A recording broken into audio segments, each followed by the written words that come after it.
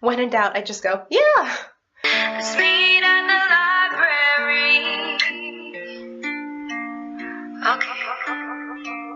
Hey guys, it's Julia and welcome to my channel, Shakespeare and Such. Wow, I kind of suck at this whole time management thing. Student teaching is crazy, life is crazy, but I think my goal is, as long as I'm still posting at least one video a month, I feel like I'm not officially gone. So, yeah, we're just gonna keep trying. You know, you live and you learn. One of the reasons that I haven't been filming lately is just that I've been having a hard time deciding what I want to talk about on this channel. My friend Anna from The Baked Book has started a thing on her channel that she's calling What Reading, and it's just a general like wrap up, what she's currently reading, what she wants to read, general sort of thing, and in a loving, not plagiarizing way, I think I'm going to try to do a similar thing because I think that is the best way to catch you all up on what I have been reading. So in a sense, I guess this is like an update video on my reading. So far, 2017 has been a great reading year for me. I am very far ahead of my Goodreads goal, which is to read a book a week, so like 52 books in a year. And that is mainly because I have been binge listening to the Series of Unfortunate Event audiobooks. So one, they take no time at all because they're children's books, and two, I can listen to them as I drive to and from school and rehearsal and this, that, and the other thing, because I just listen to them in my car and while I'm getting ready. So I'm actually on the final book right now, The End, and I'm about halfway through, and I will hopefully be doing a series review once I complete it. I am very anxious about the ending. And yes, I watched the show on Netflix, and yes, it's amazing, and yes, Klaus Baudelaire is my son, and I will hurt anyone who hurts him. Glad we cleared this up. Another important bit of my 2017 reading life was that I am trying to get rid of all of my books on my TBR shelf in the sense of like reading them, not just giving them away. And in order to help that process go more smoothly, I set a goal for myself to not buy more than one book for every 5 physical books of my own that I read and move, because someday I should probably do a bookshelf tour, but I have this bookshelf behind me that has like contemporary and like mostly contemporary, honestly. I have the bookshelf that you used to see that has all my fantasy and historical fiction and classics and such, and then I have an entirely different third bookcase in my bedroom that is all of my unread books. Yeah, a whole bookcase. It's embarrassing. So I may have just placed an order from Book Outlet, which means I'm not following my rule, but we'll get there.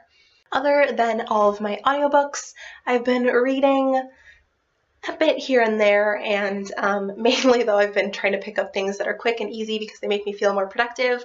I've read Volume 2 of Archie, which I just love. It wasn't quite as good as Volume 1, but I did really enjoy it. I read Volume 2 of Paper Girls, which is another series of comics that I just love so much. I read We Should All Be Feminists by Chimamanda Ngozi Adichie? I've heard it pronounced many ways. I'm just trying. Which was wonderful. That was a part of my TBR for Feminist Lit February. I don't know the official name. Probably because I'm doing very poorly at it. I did create a TBR that just has never seen the light of day because that's the only book of it that I've read in February. Killing it. In terms of actual full-size books that I have completed this year, I have read Romeo and/or Juliet. Oh, it's right here. I can show it to you. I have read Romeo and/or Juliet by Ryan North, and this is so freaking delightful. If you are a Shakespeare fan or just a general, wow. Sorry, I just realized this might be like my first time actually talking about Shakespeare on my channel called Shakespeare and Such. If you are a Shakespeare fan or just generally know enough about Romeo and Juliet to think jokes about it are amusing, I would definitely recommend this. I am not kidding when I say I read this entire book on New Year's Eve and finished it like at 2 in the morning on New Year's Day. I'm a lunatic. It's a choose your own path kind of story, which are my favorite thing ever, and I take them as like a game to win at. So this was great. The next legitimate book novel that I completed in 2017 was Secrets of Nanreath Hall. Nanreath? I just found a bobby pin in my hair. Hello. This was the book from, I believe, the December Once Upon a Book Club box. That's a mouthful. The story is split between the perspectives of a mother and daughter when they are about the same age.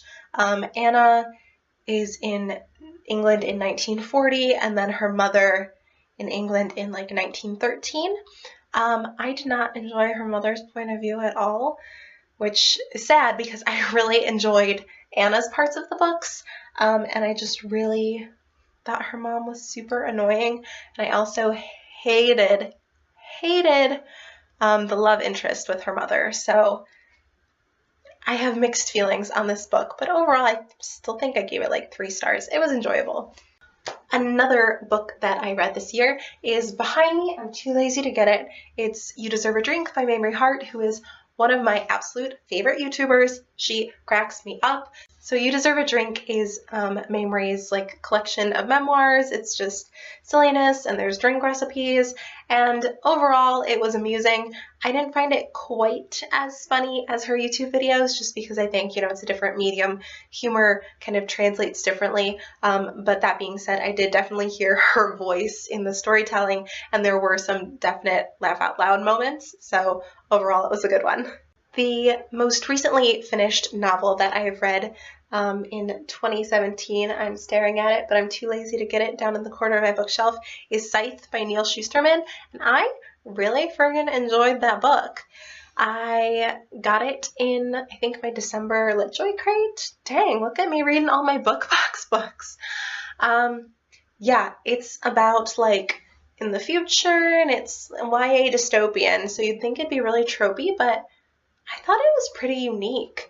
I really enjoyed the characters, especially Rowan, my son. I'm reading a lot of books in which I like want to adopt boy characters, I'm learning. Citra was also wonderful, though. She's the female protagonist.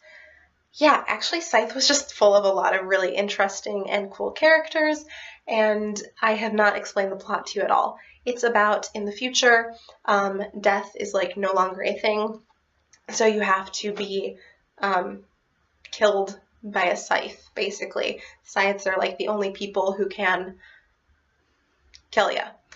It's interesting. And honestly, I guess it's supposed to be the first in a series. I don't know how many books, but it could have been a standalone. Like, the ending, like, I can see where they would go, but I'm also really happy with how it ended. So that's really nice. I have been rambling for a long time, so let me just add a quick couple of things at the end, and then we will move on. Okay, here's what else I have going on. I'm currently reading The Bell Jar by Sylvia Plath. This book is okay. I'm like a fifth of the way through. My friend just read it before me, and she really loved it. I'm kind of indifferent so far. Hopefully it's going to suck me in soon. I think I'm just really bad at reading classics. Like, other than Shakespeare, I think I'm really bad at reading classics. I'm working on it. I want to love it. Shut up. Also from the library that I need to get to soon, I've got And I Darken by Kirsten White.